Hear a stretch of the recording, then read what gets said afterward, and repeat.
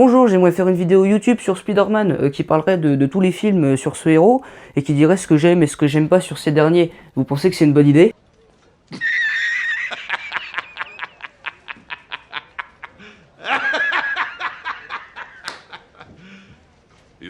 Bon, aujourd'hui si on est dans la forêt, hein, c'est pas pour devenir vegan ou être écolo parce que personnellement je m'en fiche, mais aujourd'hui on va parler de Spider-Man. Parce que du coup, avec 3 sagas cinématographiques et la sortie récente de Spider-Man Far From Home, les fans recommencent à s'entre-déchirer pour déterminer qui est le meilleur Spider-Man. La réponse qu'on entend le plus souvent, c'est que la trilogie de Sam Raimi avec Tobey Maguire comme Peter Parker est et restera toujours la meilleure représentation de Spider-Man. Et personnellement, comme je l'ai dit dans mon top 23 des films du MCU, je préfère la version de Tom Holland, mais après je comprends pourquoi les gens préfèrent Tobey Maguire ou même Andrew Garfield. Ce dernier était d'ailleurs mon Spider-Man préféré jusqu'à ce qu'il y ait la version Spider-Man du MCU. Aujourd'hui, le but de cette vidéo, c'est pas de défoncer la trilogie Sam Raimi parce que je l'apprécie vraiment beaucoup, c'est plutôt de défendre la saga The Amazing et aussi la version Spider-Man du MCU parce que les deux s'en sont pris plein la tête. Je vais essayer du coup de vous montrer ce que j'apprécie dans ces films et ce que j'apprécie un peu moins dans ces films. Encore une fois, je tiens vraiment à préciser que j'adore Spider-Man parce que bon, comme pour Death Note, si tu te mets à dire du mal de la trilogie Sam Raimi ou à dire du bien des autres versions de Spider-Man, apparemment tu n'es pas un fan de Spider-Man et je trouve toujours ça aussi débile, mais peu importe, on passe à la vidéo.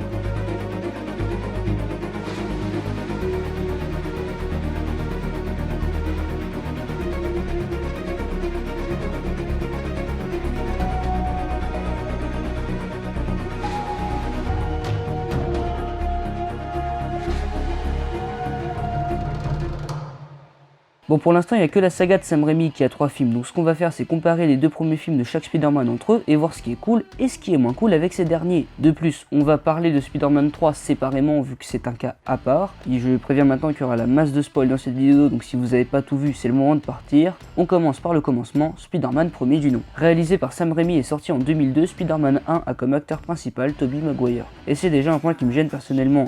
Même si je sais que ce n'est pas un point objectif. Je n'apprécie pas du tout Tobey Maguire. Je peux juste pas blairer sa tête. Non mais sérieux, après si on enlève le caractère physique qui n'est qu'un avis personnel et comme je l'ai dit avant, un avis totalement pas objectif, on a un Peter Parker timide et victime de son bahut, qui vit avec son oncle et sa tante car ses parents sont morts, et Tobey Maguire incarne très bien ce rôle. Après être allé dans une sorte de musée avec des araignées génétiquement modifiées et s'être fait mordre par l'une d'elles, Peter s'en rend compte de plusieurs choses. 1. Il n'a plus besoin de lunettes alors que normalement il ne voit rien sans. 2. Il est maintenant hyper baraque alors qu'avant il avait la prestance d'un gardien de foot paraplégique. Et accessoirement, 3e point, il a une super force, un 6e sens, qui est vraiment bien exploité dans plusieurs scènes vraiment cool, mais il peut aussi monter au mur et tirer des toiles de ses poignets. Et ça c'est un point qui ne m'a jamais vraiment plu, parce que même si c'est pas ultra dérangeant sur le fond, ça ferme la masse de possibilités et c'est dommage. Je veux dire, dans les comics, il y a la masse de moments où Peter se retrouve sans lance-toile ou même sans toile et qu'il doit improviser. Là dans les films de Sam Raimi, c'est impossible vu que le mec a des toiles de son poignet et qu'il en aura toujours. C'est même encore plus relou dans le Spider-Man 3 lorsqu'il y a le symbiote, parce que dans les comics, lorsque Peter aime le symbiote et ne se rend pas compte qu'il est néfaste pour lui, il aime le symbiote notamment parce que ce dernier lui permet de ne plus avoir de lance-toile. Là, dans la version de Sam Raimi, il a des toiles de son poignet, donc juste on s'en fiche. C'est dommage. Suite à ces nombreux changements, Peter décide d'utiliser ses pouvoirs afin de gagner de la thune dans un combat de catch pour acheter une voiture et possiblement sortir avec sa voisine Mary Jane Watson, interprétée par Kirsten Dunst, la fille dont il est apparemment amoureux depuis tout petit. Et là on a un très bon point, la relation Peter-MJ. On les sent vraiment très proches et dans ce film leur relation est vraiment bien gérée puisqu'au début MJ sort avec Flash Thompson, la personne qui victimise Peter, et ça par contre c'est pas vraiment un bon point car ce personnage est vraiment un cliché affreux de teen movie et même si c'est assumé c'est dommage. Puis à la fin, MJ se rend compte que Peter est la personne qui comprend vraiment ses envies et ses sentiments et décide de sortir avec lui, sauf que ce dernier se trouve obligé de renoncer à ce qu'il a toujours voulu car il se rend compte que la vie de héros est remplie de dangers et Peter refuse de perdre MJ dans un accident lié à cette vie dangereuse. Enfin bon, sur 3 films, elle se fait kidnapper 3 fois, donc... Et là, on va aborder 3 points importants de ce premier film Spider-Man de Sam Raimi. Déjà, l'histoire que je vais vous résumer, même si je pense que vous la connaissez déjà. Ensuite, la notion de responsabilité qui est présente dans tous les comics et dans tous les films Spider-Man. Et on va en parler pour celui-là, et pour les autres aussi, vous inquiétez pas. Et ensuite, la mise en scène et les effets spéciaux, parce que là aussi, il y a beaucoup de choses à dire. Peter, après avoir gagné son match, vient réclamer sa récompense censée être de 3000 $. Sauf que non, parce que l'organisateur ne lui en donne que 100.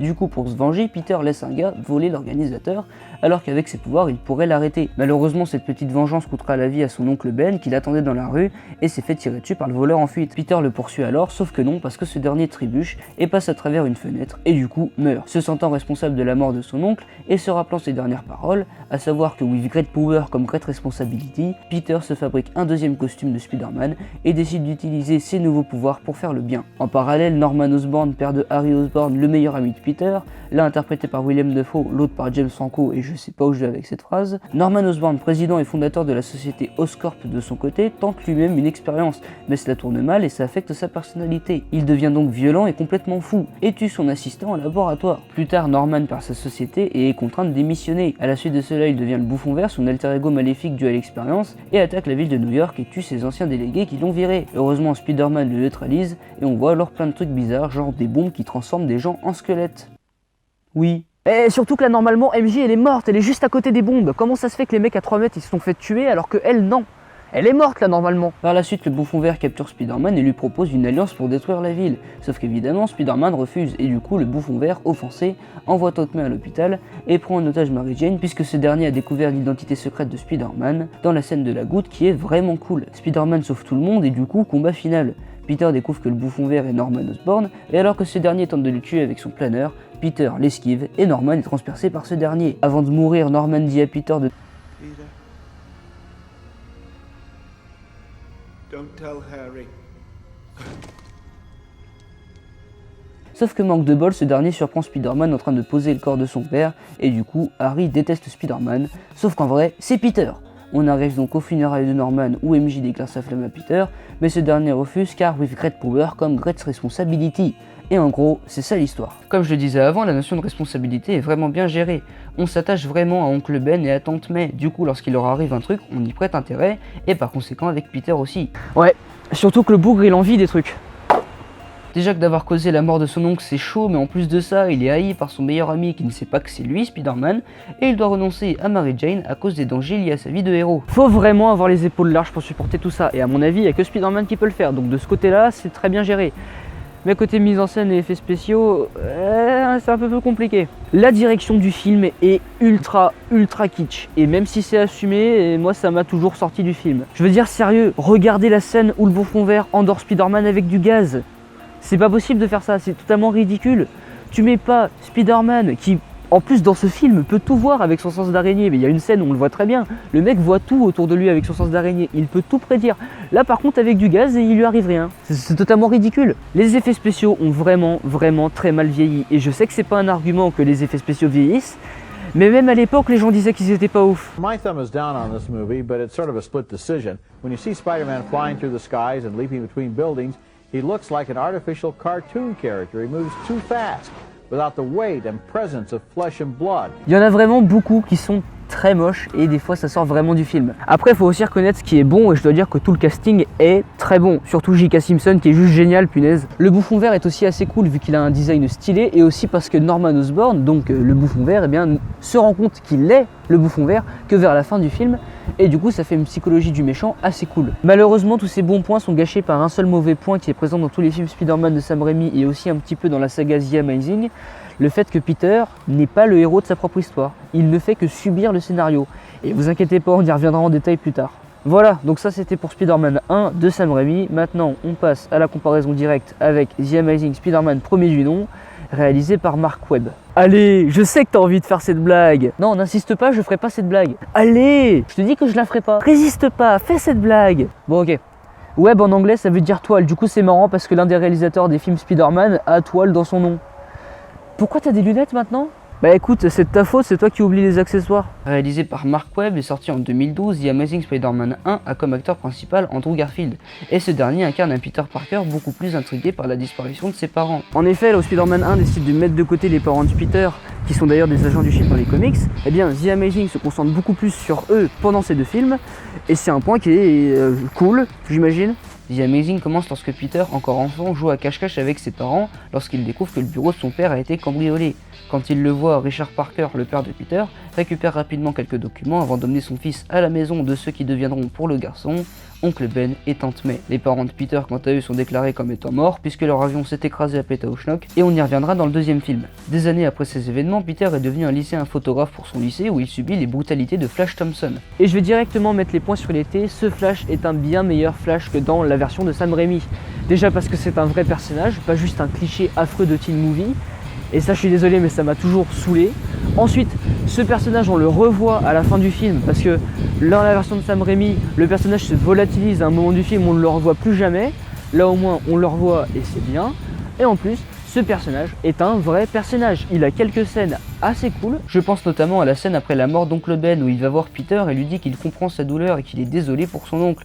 Et rien que cette scène, même si ça peut paraître anodin, montre qu'il est un vrai personnage et lui donne plus de poids. Et ça c'est cool. Comme pour Spider-Man 1, l'univers Amazing possède également la société Oscorp. Norman et Harry Osborn sont néanmoins absents de ce premier film, mais apparaissent dans le second opus. Grâce à oncle Ben, Peter découvre que son père travaillait à Oscorp avec un homme amputé du bras droit, le docteur Curtis Connor. Peter s'infiltre donc dans les laboratoires d'Oscorp en se mêlant à un groupe de stagiaires et découvre que Gwen Stacy, interprétée par la très célèbre Emma Stone, la petite amie actuelle de Flash mais également le crush de Peter, y travaille comme assistante. Il ne parvient pas à parler avec le docteur mais décide de le suivre et s'infiltre dans un laboratoire où une forme de câble résistant est fabriquée par des araignées génétiquement modifiées. L'une d'entre elles mord Peter avant qu'il ne parte et sur le chemin du retour, ce dernier se découvre de nouvelles capacités, une force et une agilité accrues, ainsi que la possibilité de s'accrocher à n'importe quelle surface. Et là je suis d'accord que c'est pas un point ultra logique, encore plus dans le deuxième film.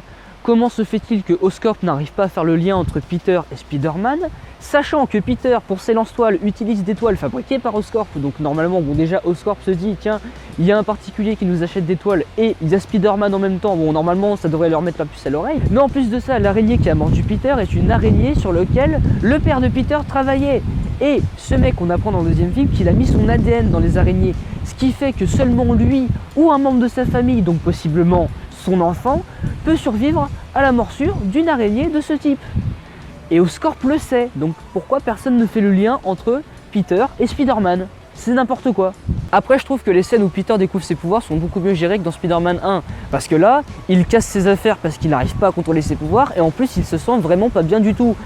Alors que dans Spider-Man 1 de Sam Raimi, le mec, en une journée, tout va bien pour lui, genre il est absolument bien au niveau santé, alors qu'à mon avis, tu te fais mordre par une araignée génétiquement modifiée et une araignée radioactive par-dessus le marché, normalement tu te sens pas bien. Hein. Peter étudie par la suite les documents de son père et découvre une formule qu'il donne au docteur Connors lors d'une visite à son domicile. Cette formule est la pièce manquante aux recherches de Connors sur la régénération de membres perdus. En effet, ce dernier cherche à récupérer son bras droit, et ceci est impossible sans les recherches de Richard Parker. Mais vu que ce dernier, il est mort, et Connors était un peu dans le caca quoi. J'en profite pour dire que cette scène où Dr Connors regarde le reflet de son bras gauche dans le miroir, et du coup a pour quelques secondes à nouveau ses deux bras, est vraiment très bien, parce que ça nous fait vraiment comprendre à quel point il veut retrouver ses membres.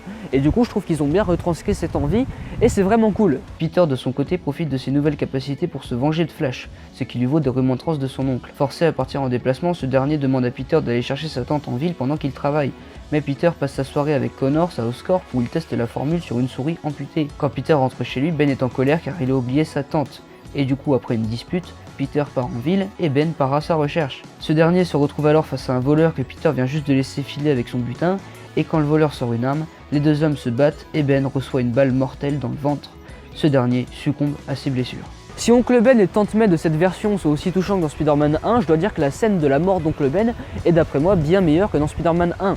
Alors évidemment ça doit être dû à Andrew Garfield qui est un acteur que j'adore vraiment, et à Tobey Maguire que comme j'ai dit avant je ne peux pas blairer, mais plus sérieusement, cette scène est chargée en émotions d'une puissance. Pareil pour la scène où Peter écoute le dernier répondeur que Ben lui a laissé qui donne vraiment des frissons. Peter décide par la suite de traquer le meurtrier d'Oncle Ben en se fondant sur un portrait robot et utilise ses nouvelles capacités pour cela. Dans sa première nuit de recherche, il est vite poursuivi et finit par tomber dans une salle de sport abandonnée où il voit un poster montrant un masque de catch qui lui inspire son propre masque. Il se fabrique alors un costume ainsi que des lance-toiles. Et j'en profite pour dire que le costume est vraiment ultra classe. Je le préfère à la version de Sam Raimi. Mais encore une fois, c'est que mon avis, chacun pense ce qu'il veut. Mais sérieux, regardez, il est juste génial ce costume. C'est franchement tellement plus facile de faire un costume après qu'un autre mec ait fait un costume alors qu'il n'y en avait pas avant quoi. Pourquoi tu critiques encore toi? Il suffit de prendre le dernier costume et faire mieux que le dernier. Non mais il était pas mal le premier, mais tu vois, The Amazing, Je pense qu'avant le premier, il n'y avait rien quoi. Bah si, il y avait le costume des comics. Super. Et Peter est surnommé par la presse Spider-Man, mais est considéré par la police et plus particulièrement par le capitaine Stacy, donc le père de Gwen, et chef de la police de New York, comme un criminel. Ce dernier point est d'ailleurs bien expliqué lorsque Peter est invité par Gwen à dîner avec sa famille et qu'il se dispute avec le père de cette dernière. Peter, étant Spider-Man, défend la cause du justicier masqué, tandis que le capitaine révèle que l'intervention de Spider-Man dans un vol de voiture plus tôt dans le film a conduit au capotage d'une intervention préparée par la police depuis longtemps, et que par-dessus le marché, Spider-Man n'est pas un héros, car d'après lui, il ne s'en prend qu'à un seul type de criminel, à savoir le profil du meurtrier, donc le Ben, et que par conséquent, ce dernier n'est en réalité qu'en recherche de vengeance. Peter se rappelle alors les dernières paroles de son oncle. Bon, grosso modo, que vive Great Power comme Great Responsibility, mais en un peu différent. Et arrive à la conclusion que le capitaine a raison et que s'il veut devenir un héros, il doit défendre tout le monde et arrêter tous les criminels. Connors de son côté souhaite avancer progressivement dans les tests humains, mais il se retrouve obligé à tester son produit sur lui-même afin de soigner au plus vite son employeur mourant qui n'est autre que Norman Osborn. Manque de bol, il se transforme en une sorte de lézard géant complètement fou et attaque un pont rempli de civils. Au même moment, Peter est sur le toit de l'immeuble de Gwen avec cette dernière et saute alors de l'immeuble pour rejoindre le pont où se trouve le lézard, révélant sa double identité à Gwen qui, comment dire, Bah, disons que son petit ami est poursuivi par son père, donc elle pourrait aller mieux. Peter arrive sur les lieux et met en fuite le lézard, puis sauve un jeune garçon d'une chute mortelle et un paquet d'autres personnes dans des voitures accidentées. Spider-Man est réellement né. Bon, et là on va parler d'un point qui a pas vraiment de rapport, mais peu importe. Gwen et Peter dans le film sont ultra mignons, il y a vraiment une alchimie entre eux, et c'est peut-être dû au fait qu'Andrew Garfield et Emma Stone sortaient ensemble pendant le tournage. Mais au-delà de ça, dans le film, il n'y a pas de raison à leur amour. C'est juste boum, ils sont amoureux et c'est tout. Ça arrive, hein. Peter suspecte vite Connors d'être le lézard, mais ne convainc pas le capitaine Stacy. Il tente donc de le prouver en le cherchant dans les égouts, mais c'est le lézard qui l'attaque en premier et découvre l'identité de Spider-Man. D'une façon que je ne trouve pas ultra débile, même si tout le monde dit qu'elle l'est, bizarrement. En gros, Peter part dans les égouts et essaye de prendre des photos du lézard pour prouver aux gens qu'il existe. Et le lézard le bat et le blesse sévèrement, ce qui fait que Spider-Man est obligé de fuir. Le lézard, en revenant, découvre l'appareil photo de Peter, et dessus il y a marqué que cet appareil photo est la propriété de Peter Parker. Et tout le monde a dit que c'était débile, sauf qu'en fait pas vraiment. Peter est le photographe de son lycée. Et le mec, c'est normal qu'il mette son nom dessus, non? Si jamais quelqu'un trouve son appareil photo, ou je sais pas, même s'il se le fait voler, au moins il y a son nom dessus. Enfin non, s'il se fait voler, ça sert à rien. Mais s'il le paume, il y a son nom dessus. Et en plus, d'après ce qu'on a compris dans le film, sa famille est un peu pauvre, donc il n'a pas la thune pour se racheter un appareil photo, et il met son nom dessus, en imaginant que si jamais il arrive un truc à l'appareil photo, il peut le récupérer. Donc c'est pas ultra débile non plus. C'est bien ou pas? Faut que je le refasse. Je sais pas, un voleur il trouve l'appareil photo, maintenant en plus il a l'adresse du mec. Donc chez lui il y a du matos photo, donc il peut aller chez lui et le dépouiller. Parce que Mais il n'y a pas l'adresse, il y a juste marqué ceci est la propriété de Peter Parker. Ah, jaune, tu connais pas? Bon, ok, continue. Le docteur Connors, qui commence vraiment à péter un câble à cause de son alter ego, le lézard, décide donc d'affronter Peter à son lycée, mais sans succès. Peter de son côté trouve le repère de Connors et découvre son plan, lancer un nuage de gaz depuis le sommet de la tour d'Oscorp pour transformer tout le monde en lézard géant. Et là je suis d'accord que la façon dont Peter découvre le plan du lézard est un peu relou. C'est-à-dire qu'il y a un ordinateur posé sur un bureau avec le plan du lézard et c'est tout. Et on peut mieux faire sérieusement. Spider-Man tente alors de rejoindre la tour au plus vite, sachant que Gwen s'y trouve et assemble un antidote au produit de Connors. Et là c'est cool punaise, parce que Gwen comparée à Mary Jane qui sert à rien, elle sert vraiment à quelque chose. Vu qu'elle sauve plusieurs fois Peter, et ça c'est vraiment cool. On a enfin quelqu'un qui sert à quelque chose, c'est pas juste la demoiselle en détresse, et c'est vraiment cool. Mais les gens ne servent pas toujours à quelque chose, tu sais. Les gens servent à rien en général. Peter réussit alors à convaincre la police de l'aider en révélant au capitaine Stacy son identité, puis parvient à rejoindre la tour avec l'aide du père du garçon sauvé sur le pont. Et je suis d'accord, le moment avec la grue est ultra capillotracté, mais admettons. Au terme d'un combat au sommet du bâtiment, Peter réussit à remplacer le produit de Connors par l'antidote et le nuage répandu annule les changements chez Connors et ses victimes.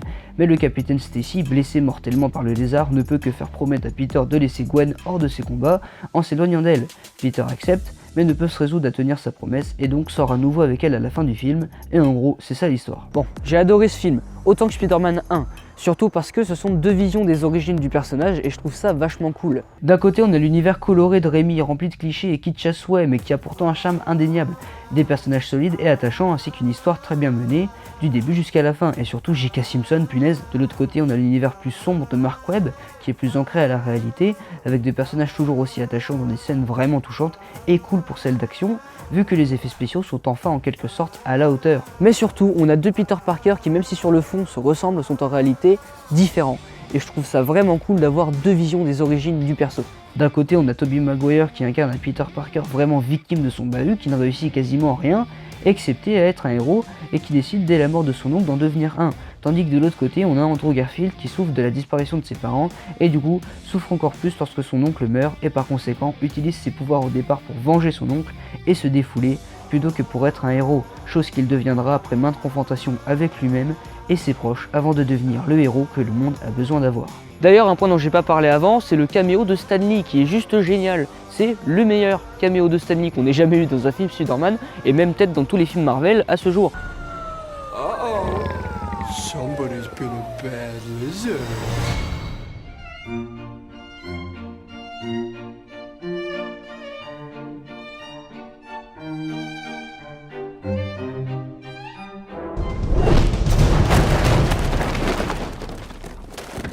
Bon, du coup, le prochain film il est un peu différent vu que ce n'est pas une origin story de Spider-Man et il y a beaucoup de gens qui l'ont critiqué pour ça d'ailleurs. On va parler cette fois-ci de Spider-Man Homecoming, réalisé par John Watts, sorti en 2017 et avec comme acteur principal Tom Holland. Et punaise, ça fait du bien d'enfin avoir un casting d'ado pour un film Spider-Man parce que même si avec Andrew Garfield on n'était pas loin, dans tous les autres films Spider-Man, vraiment on dirait les gens ont 30 ans alors qu'ils sont censés être des ados. Là, il a un peu plus une tête d'ado, c'est bien. Vous avez compris que je préfère cette version de Spider-Man. Et il va falloir que je sorte de bons arguments parce que j'ai promis des arguments à cet avis. On commence par l'histoire que j'ai déjà faite dans ma rétrospective des films du MCU. Donc c'est exactement le même montage mais juste je reparle avec mon nouveau micro. Voilà, et je parle entre chaque point intéressant, c'est y part. Le film commence juste après l'invasion des Chitauri lors de Avengers 1. Adrian Toomes, interprété par Michael Keaton, a passé un contrat avec la ville de New York pour mener toutes les opérations de nettoyage. Cependant, alors qu'il commence à le faire avec ses associés, il apprend que toutes les opérations sont à présent sous la juridiction de Damage Control, un truc de Stark Industries. Fou de rage car il a dépensé une fortune pour le matériel et les employés, Toomes décide de garder avec ses associés ce qu'il a pu récupérer des équipements Chitauri et 5 ans plus tard s'est construit un exosquelette volant à partir de matériel extraterrestre que lui et ses associés transforment en armes pour les vendre au marché noir. Et ça c'est déjà deux points que je trouve vraiment très cool parce que le vautour est un méchant juste ouf et en plus, quoi de mieux pour relier Spider-Man aux événements du MCU que de le relier à des événements qui se sont déjà passés. C'est ce que le film fait et c'est vraiment génial. Génial.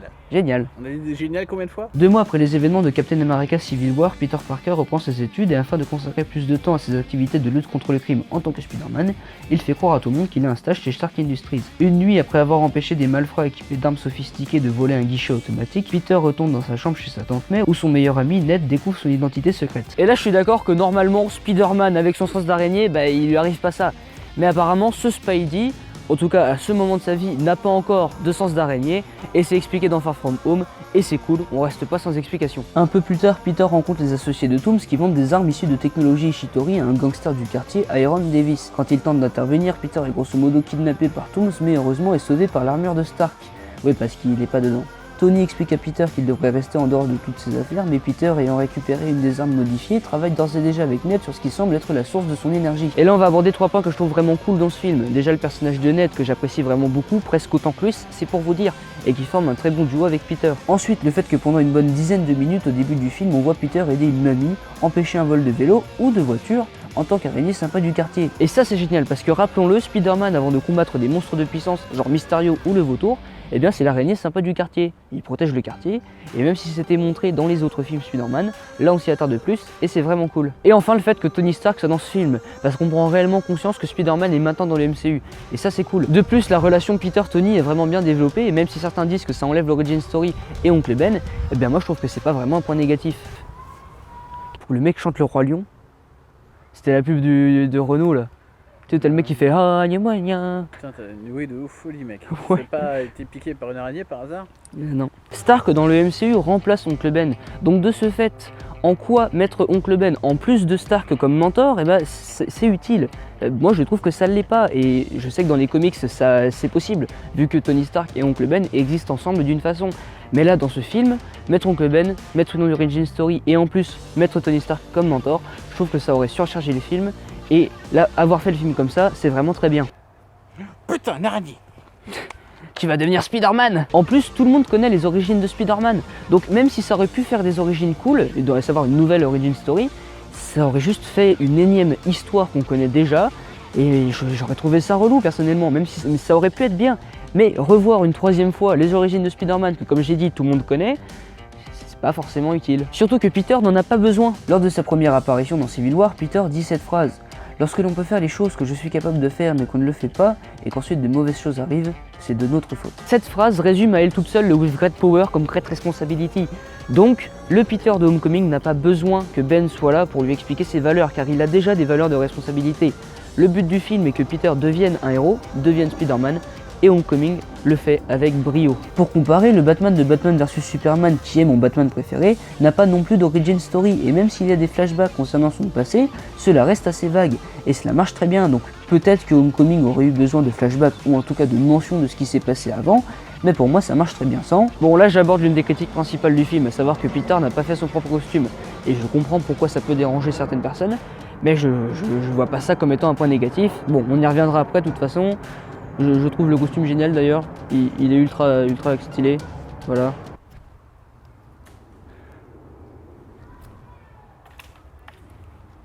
On continue avec l'histoire. Peter désactive alors les trackers implantés dans son costume de Spider-Man et déverrouille toutes ses fonctionnalités avancées. Il tente par la suite d'empêcher Toomes de voler des armes dans un camion de damage control, mais est pris au piège à l'intérieur du camion, lui faisant manquer les championnats nationaux. Bon, je suis d'accord, l'historique de la tête du tour est complètement con, et le prof de sport qui passe les vidéos de Captain juste parce que c'est le programme alors qu'il pourrait dire qu'il est fan de ce dernier, ça aurait pu être beaucoup mieux. Mais bon, c'est que des détails. C'est comme si je disais que j'aime pas trop la trilogie de Sam Raimi parce que je n'aime pas la tête de Tobey Maguire, sérieux. Attends. Ouais, enchaîne. Je me souviens quand t'étais petit, que tu regardais la trilogie de Tobey Maguire, tu kiffais Spider-Man à mort. Je sais, mais... Tu te posais pas tant de questions que ça. Oui, mais maintenant, Voilà. Un grand âge implique de grandes responsabilités. Vous pouvez me citer. Peter découvre alors que la source d'énergie Chitauri est en réalité une source d'énergie instable, et alors qu'il essaye de rejoindre le Washington Monument, le noyau explose et piège les camarades de Peter dans un ascenseur. Ok, je suis d'accord que comme par hasard le truc explose, et ça blesse personne, c'est un peu capillotracté. Mais bon, dans tous les films Spider-Man, il y a un moment où quelque chose explose et comme par hasard, ça ne blesse pas les personnages principaux. Nice. En plus, la scène où Peter sauve ses camarades est juste géniale. Peter, après une course effrénée, parvient à les sauver avant que l'ascenseur ne s'effondre et de retour à New York, il persuade Davis, le gangster du début, de révéler où se trouve Toomes. Davis révèle alors qu'il se trouve dans un ferry à Staten Island. Peter s'y rend donc, mais Toomes s'échappe après qu'une arme défectueuse a déchiré le ferry en deux. Stark arrive à temps pour aider Peter à sauver les passagers avant de le critiquer pour son insouciance et de décider de reprendre son costume. Et ça, punaise, c'est l'une des meilleures scènes de tout le MCU, je vous la laisse. Previously on Peter Screws the Pooch, I tell you to stay away from this. Instead, you hacked a multi-million-dollar suit so you could sneak around behind my back doing the one thing I told you not to do. Is everyone okay? No thanks to you. No thanks to me? Those weapons were out there and I tried to tell you about it, but you didn't listen. None of this would have happened if you would just listen to me. If you even cared, you'd actually be here. I did listen, kid. Who do you think called the FBI, huh? Do you know that I was the only one who believed in you? Everyone else said I was crazy to recruit a 14-year-old kid. I'm 15. No, this is where you zip it, all right? The adult is talking. What if somebody had died tonight? Different story, right? Because that's on you. And if you died, I feel like that's on me. I don't need that on my conscience. Yes, sir. Yes. I'm sorry. Sorry doesn't I matter. understand. I just wanted to be like you. And I wanted you to be better. Okay, it's not working out. I'm gonna need the suit back. For how long? Forever. Yeah, that's No, how it no, works. please, Mr. Let's Stark, have it. you don't understand. Please, this is all I have. I'm nothing without this suit. If you're nothing without this suit, then you shouldn't have it, okay? God, I sound like my dad. Peter arrête donc pendant un certain temps d'être Spider-Man. Sauf que non, parce que lorsqu'il va chercher sa copine pour le bal de fin d'année, il découvre qu'elle est la fille de Toomes. Déduisant en route l'identité secrète de Peter, Toomes le menace de représailles s'il continue d'interférer dans ses plans. Mais Peter ne peut le laisser faire. En effet, Toomes a comme projet de détourner l'avion Stark transportant les affaires de la tour des Avengers vers le nouveau quartier général de l'équipe dans le nord de l'état de New York. Et après avoir quitté la piste de danse et enfilé son ancien costume de Spider-Man, Peter est pris en embuscade par un des gredins, mais est sauvé par Ned. Et là, il y a vraiment deux trucs cool sur ce que je viens de dire. Déjà le Shocker qui est une sorte de titre pour les méchants et qu'on peut filer à n'importe qui et j'aime bien cette idée. Et ensuite le fait que comme je l'ai dit avant, Peter se retrouve sans lance-toile et est obligé d'improviser. Ça c'est vraiment cool. En fait je crois que j'ai que cool comme adjectif, faudrait que j'essaye de trouver autre Et chose. vraiment aussi. Ah oui, aussi. C'est un adverbe. Peter confronte alors Toomes dans son repère, ce à quoi il répond « Je t'enterre vivant avec un bâtiment de 3 tonnes ma bouche !» Et ça c'est vraiment un point qui je trouve rajoute du réalisme à l'histoire, même si bon c'est un gars qui monte au mur donc il n'y en a pas de base, mais peu importe. Peter lorsqu'il est sous les débris appelle à l'aide, il veut que quelqu'un vienne l'aider et ça c'est plus réel entre guillemets, vu que un ado, même avec des super pouvoirs, quand tu le mets sous un bâtiment, etc., il est là en train d'étouffer, bon, le mec va pas directement relever les débris, il va d'abord appeler à l'aide et c'est ce qu'il fait. Ça rajoute un peu plus de réalisme à l'histoire. De toute façon, c'est un point sur lequel on va revenir après, donc... Parvenant à s'échapper, Peter intercepte Tooms à bord de l'avion, mais alors que ce dernier va chuter sur la ville, Peter le dirige de justesse vers la plage où il s'écrase sans faire de victimes. Tooms affronte ensuite Peter, mais son exosquelette endommagé explose.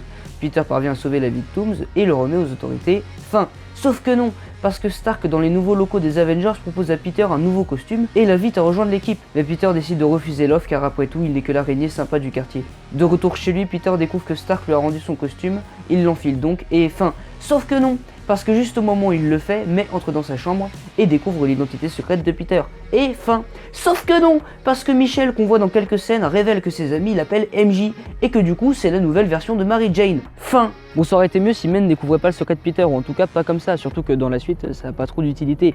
Mais à mes yeux, ce point est le seul point vraiment nul de Homecoming, qui est un film tout simplement génial. Certains disent que le fait qu'il n'y ait pas de voltige est un point négatif, et effectivement j'aurais trouvé ça cool qu'il y en ait. Mais bon, au-delà de ça, c'est pas vraiment un point ultra négatif, et si les gens disent que le film est nul juste pour ça, c'est que vraiment les gens cherchent des points négatifs, absolument. C'est dommage. C'est pas du tout ce que tu fais. Non. Mais moi je cherche des points positifs, et des points négatifs. J'aime Spider-Man, d'accord, je veux pas dire du mal de ces films, mais il y a des fois des n'importe quoi. Bon, ensuite il y en a qui ont critiqué le fait que Flash, eh bien, c'est un personnage totalement différent du Flash des comics et même des autres films. Et je suis d'accord, c'est un personnage totalement différent, là il n'y a pas de débat. Mais bon, il m'est assez sympathique, il est assez marrant, donc pour moi je vois pas ça comme un problème. Et maintenant on passe à l'avalanche de points positifs, c'est Tipar. On parlait tout à l'heure de la critique comme quoi Peter ne faisait pas son propre costume. Et bien justement, c'est un très bon point du film et il est aussi utilisé dans Far From Home et vous inquiétez pas, on y reviendra. La critique consiste grosso modo à dire que Peter ne fabrique pas son costume et que du coup ça fait plus de lui un Iron Man 2.0 qu'un Spider-Man. Et non, totalement pas. Si on regarde bien dans le film, à chaque fois que Peter a le costume Stark, il échoue à tout. Il échoue à arrêter les associés de Tooms. Il échoue à arrêter Tooms en personne, 2 fois. Et en plus, il est la raison de l'accident du ferry. La seule chose qu'il réussit à faire, c'est sauver ses amis dans le Washington Monument. Mais bon, là il y avait la vie de ses amis en jeu, donc c'est différent. Tous ces échecs nous amènent donc au moment où Tony reprend le costume. Et là, Peter devient réellement Spider-Man. Parce que peu importe les ordres de Stark, il fonce vers le danger, par sens de responsabilité.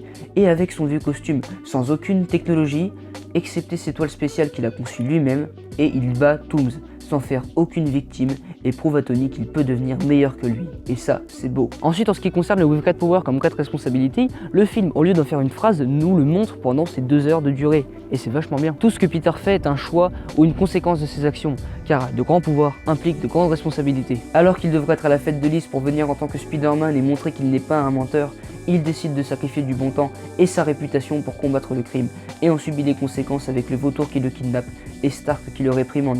Alors qu'il devrait participer au décathlon à Washington, il décide d'aller attaquer le vautour et en subit les conséquences vu qu'il rate le décathlon et déçoit sa tante ainsi que ses amis. En donnant l'objet Shitori à Ned, il le met en danger et en subit les conséquences vu que ce dernier se retrouve bloqué dans l'ascenseur avec ses camarades. Il décide d'interroger Davis et décide d'aller à Staten Island et en subit les conséquences vu qu'il est la raison de l'accident du ferry et qu'ensuite Tony reprend son costume. À la fin du film, Peter a un choix, arrêter le vautour ou ne rien faire et rester avec la fille qu'il aime. Il décide d'arrêter le père de son ami, même s'il sait que ça lui fera du mal, parce que c'est ce que les héros font, et déjà, rien que ça fait de lui le meilleur Spider-Man au cinéma qu'on ait jamais eu. Mais la suite est encore plus héroïque. Alors qu'il se retrouve bloqué sous les débris du repère du vautour, Peter a un nouveau choix, et c'est de ça dont je voulais parler avant. Il a le choix entre arrêter le vautour ou ne rien faire, et laisser les Avengers faire le taf. Après tout, il n'a qu'à attendre pour de l'aide. Sauf que Peter se rend compte en voyant son visage et son masque dans le reflet de l'eau que ne rien faire se résume à ne pas être Spider-Man. Et il choisit la deuxième option. Il arrête le vautour et devient réellement Spider-Man. Ou en tout cas, le Spider-Man qu'il a envie d'être. À savoir l'araignée sympa du quartier qui peut, si l'occasion se présente, faire de grandes choses. Car de grands pouvoirs impliquent de grandes responsabilités. Voilà, pour tous ces points, le Spider-Man du MCU est le meilleur Spider-Man qu'on ait jamais eu au cinéma. Et je peux encore en rajouter, si on compare Homecoming à Spider-Man 1 et Spider-Man 2, que la plupart des gens disent que c'est les meilleurs Spider-Man, Spider-Man 3 étant un cas à part, on y reviendra, eh bien Homecoming fait tout pareil que la trilogie Sam Raimi, mais en 3 fois mieux. Et c'est ça qui fait de lui le meilleur Spider-Man. La responsabilité, comme je le disais avant, a une place capitale dans tous les comics et films Spider-Man. Mais là, dans Homecoming, on atteint un niveau jamais vu. Pour comparer, dans Spider-Man 1, est-ce que Peter a le choix d'arrêter le bouffon vert avant l'attaque de la fête? Non, parce qu'il ne sait même pas qu'il existe. Et même dans la suite du film, lorsque Peter sait que le bouffon vert existe et qu'il est un danger, est-ce qu'il parcourt la ville à sa recherche pour éviter qu'il y ait d'autres victimes innocentes? Non. Peter attend le scénario. Là où dans The Amazing, il cherche dans les égouts pour le lézard et en parle à la police. pareil dans Homecoming mais avec une dimension supérieure puisque en opposition avec Tony Stark, il décide quand même de chercher le vautour et de l'arrêter. Je peux continuer pendant des heures si on me le demande parce que dans la saga The Amazing ou dans la trilogie de Sam Raimi, eh bien le héros n'est pas le héros de l'histoire. Là je veux en venir, c'est que même si dans les films le scénario doit avancer, là Peter, qui est pourtant le héros de l'histoire, subit le scénario. Les choses qui arrivent, arrivent et c'est tout. L'histoire n'est presque jamais due à une décision du héros ou à l'une de ses actions. Et c'est pour ça que le Spider-Man du MCU est d'après moi le meilleur Spider-Man au cinéma. Parce que tout ce qui arrive est une décision ou une conséquence de ses actions. J'ai terminé là la première partie de la vidéo pour que déjà la vidéo ne dure pas trop longtemps. Ensuite pour que vous puissiez me faire part de votre avis. Et enfin pour vous dire que on aura une deuxième partie à cette vidéo où je parlerai de Spider-Man 2, de The Amazing Spider-Man 2 et de Spider-Man Far From Home, encore au cinéma, donc la masse de spoil comme d'habitude. C'était Ludwig von Manitou, je vous dis à plus pour une autre vidéo, donc à plus. A Spider-Man does whatever a spider can. Spins away